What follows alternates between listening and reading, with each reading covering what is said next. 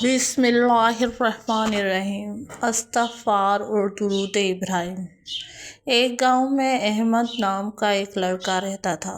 وہ پڑھائی میں اچھا تھا لیکن وہ اکثر پریشان رہتا تھا۔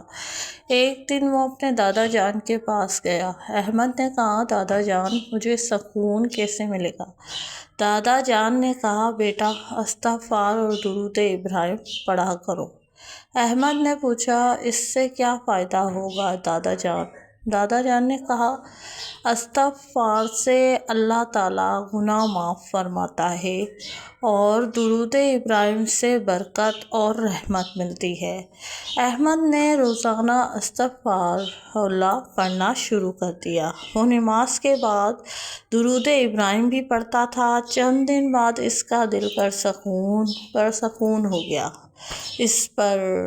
اس کی پڑھائی بہتر ہو گئی، گھر میں خوشی اور محبت بڑھ گئی۔ امتحان میں اسے اچھے نمبر ملے۔ احمد بہت خوش ہوا۔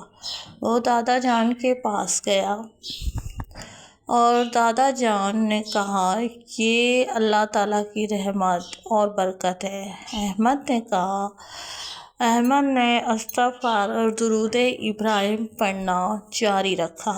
وہ اپنے دوستوں کو بھی اس کی ترغیب دیتا تھا۔